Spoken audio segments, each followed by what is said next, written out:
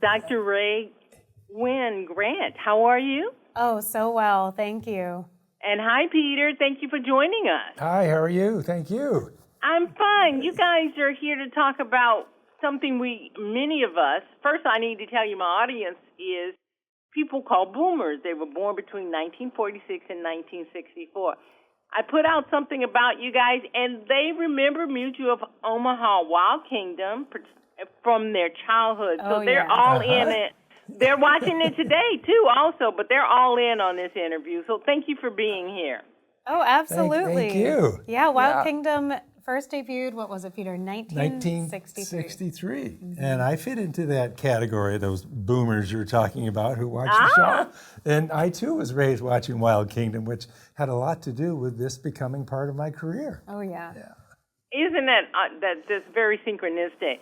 Okay, Dr. Rae, tell me why is conservation so important? It sounds like a no-brainer, but tell me why. I think of it as a no-brainer, but not everybody understands wildlife conservation. Essentially, wild animals are part of biodiversity, right? The living things on this planet. And wild animals themselves and the places where they live, their habitats, are essential to keep healthy and thriving. Otherwise, our planet's going to have a lot of problems. And so wildlife conservation is the science of protecting wildlife, understanding what each animal needs in each place, and then actually getting out there and doing it. It's something that I used to do as a career before hosting this show, and it's something that our show is based off of, and it's something we're just so passionate about and hope that our viewers can be too. I want my audience to know that Dr. Rae Wynn-Grant, she's the co-host of Mutual of Omaha's Wild Kingdom, and she's also an ecologist. I want to find out, Dr. Grant, what about this new season? What are the viewing audience going to see that's different? And let me ask you this, how does the environment play a part in what you guys are doing? Oh my goodness. So season 1 was a hit. I mean, literally, and it was so fun to film. Mm-hmm. And season 2 has been bigger, better, bolder, more adventurous. We left the country, we headed down to the tropics in Central America, we spent time in the Caribbean, we went all the way up to the Arctic to look at polar bears. We spent a lot of time in the water with sharks, with whales, I mean, everything in between. So I think season 2 really offers a viewer absolutely everything you could think of when it comes to wildlife conservation in this part of the world. And then the environment, of course, plays a huge role. Climate change comes up pretty frequently in terms of the challenges that biologists are facing in our episodes when it comes to conserving wild animals. And yet, there are always solutions. There are always workarounds. There are always ways that we're able to present that the work can get done and these species have some hope. That is great to know. Show with a purpose. Peter, I'd love to know from you, why is it important to educate and inspire the viewer on these efforts? And has my group changed? Because you can probably relate to that. Oh, absolutely. And that's a wonderful question. And I think your audience has been able to see progress and see the hope of solving problems we have. I'm thinking of the age bracket watching your show that saw bald eagles come off the endangered species list. Black-footed ferrets were thought to be extinct and they were reintroduced to the wild. Bear populations are coming back. Rivers that used to be so polluted they would catch fire, and now the fish are doing well again. They see examples of problems that we've had that we have solved. Now that's not to say we still don't have serious problems, but I think this next generation now needs to see that we were able to solve problems in the past, that the global warming issues we have, pollution issues, these are problems that are not insurmountable.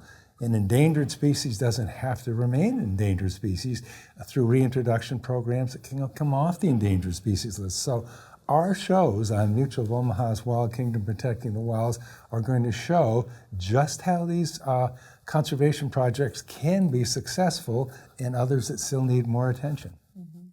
Okay, before I wrap up with Dr. Grant, Peter, I'd like to know, how can the viewing audience make a difference? Oh, there's so many things a viewing audience can do.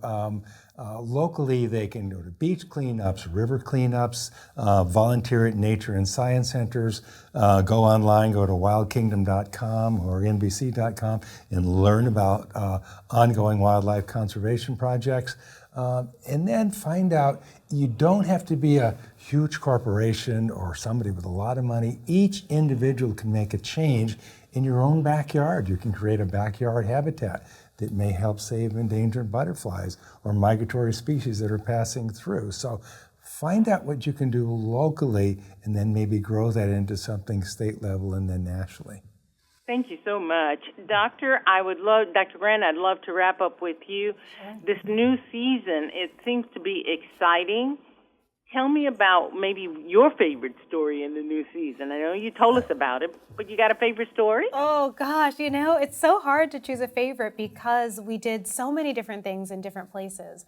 But I will say the episode that I think I was stretched the most, personally stretched the most, was we went to the Bahamas, because the Bahamas has the world's only shark sanctuary. So there are hammerhead sharks and nurse sharks and all kinds of sharks there, bull sharks. And Peter and I were on a boat for a couple hours just going out into the ocean. And then we hopped off that boat and swam, and I just dipped my head in the water, and there are just, 20 or more sharks, big ones, just swimming right under us. And Peter went all the way down to the bottom, and I stayed on the surface, and we filmed with sharks in the wild, in the ocean, everywhere. And the point of that episode was to really demonstrate that sharks are not out to get people. They really actually are afraid of people. They just live their lives and they don't attack. And their conservation is essential for healthy oceans.